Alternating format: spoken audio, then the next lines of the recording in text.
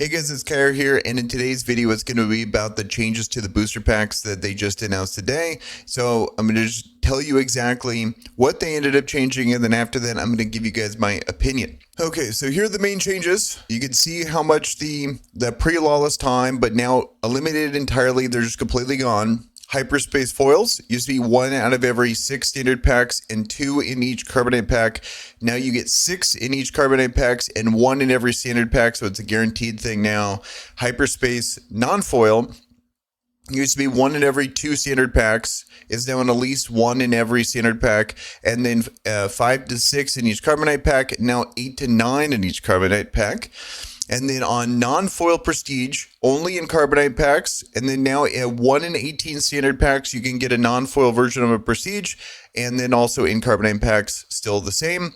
Then serialized, another big change is only in carbonite packs. And then all serialized X to 250 cards. Whereas now it's still only in carbonate packs, so you can't get them in standard still, but the serialization is changing from an X to in 250, but there's also going to be cards that are in X in 100 and X in 50. So that's kind of exciting. And then the showcase leaders, this is probably the first nerf to something in our favor, which it used to be 1 out of every 288 standard packs. That's the same in the new change, but in the carbonate packs, it's actually increasing the rarity from 1 in 20. Now it's going to be 1 in 48. And then the rare variants, here's just kind of getting in the weeds. Feel free to take a look at this. This is just going to be increasing the rarity, or like making rare variants in hyperspace. Like those versions are going to go down quite a bit. You can see that on screen here. So now with that explained, I want to talk about how I feel about these changes. Star Wars Unlimited is my favorite card game, so I really want to see it succeed. This is a fantastic game, but that doesn't just automatically mean it's also doing well financially. The newest set, Secrets of Power, has been really great set mechanically and also probably the most fun I've had in limited and draft formats. Is now currently way below MSRP and insanely low single prices, especially the legendaries when you check those. The highest one is like Queen Amidala at like $20. It's nuts, and that's in a lot of meta decks. On one side, it's nice to have a game so affordable, but at this current pace, it's just not sustainable for business. At the moment, people are just not finding it worth it to buy product, which is the biggest issue a card game can have, in my opinion. So there's a lot riding on these changes, which I think all of these are great changes, but it feels like a band-aid fix to a real problem, which is mainly just terrible legendaries. I just don't understand why they insist on printing awful legendaries ever since Spark of Rebellion. It's almost more frustrating because Spark exists that it proves that they can do it, but at the end of the day, none of these changes really matter if the legendary power level is that of Secrets of Power. I believe that is going to be the thing that's really going to drive the prices and interest of these sets, and I think there's a good balance to have. Spark of Rebellion ended up getting crazy above MSRP, which I don't think is good, but I think they should at least be shooting for good enough chase cards, good enough legendaries to make it to where at least stores can make a profit off of selling these sets. Because at the moment, it just doesn't look like this would be a sustainable business strategy for your local game store to be able to actually house this game.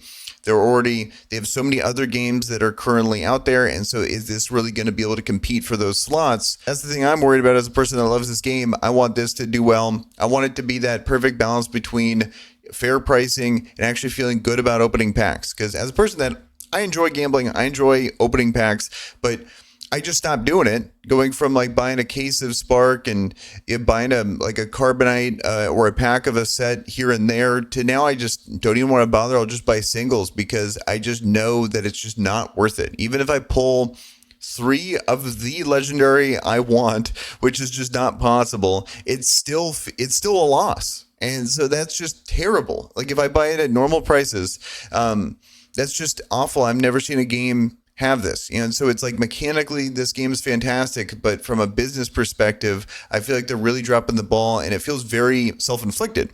Also, another thing I want to bring up is they did not bring up the card quality. So we have, the thing that they brought up was these kind of base rares, but the reason why these suck is because they bend like crazy. And I believe how this works is it's based on the humidity of the card when it was printed, but I've never seen a card game consistently have this bad of bending in a product like this. And so I can't if I take their product, if I take this to a tournament, they're gonna be like, "Oh, are you trying to stack the deck?" What if I just made my deck like I play Han One Green and I make all my resupplies this trash?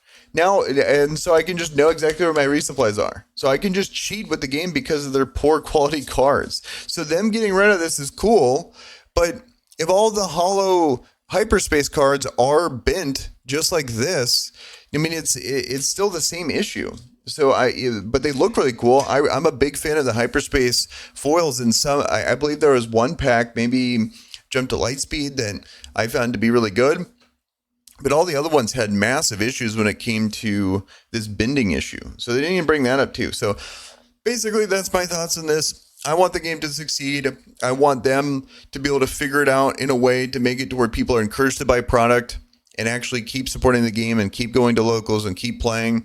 So, but I'm also curious to what you guys think. I'm not I'm not an authority on any of this stuff. This is just a fan of the game that just has opinions and feelings about what I'm seeing. So I'm curious to hear your guys' thoughts down below. And with that, guys, I'm out of here. Peace.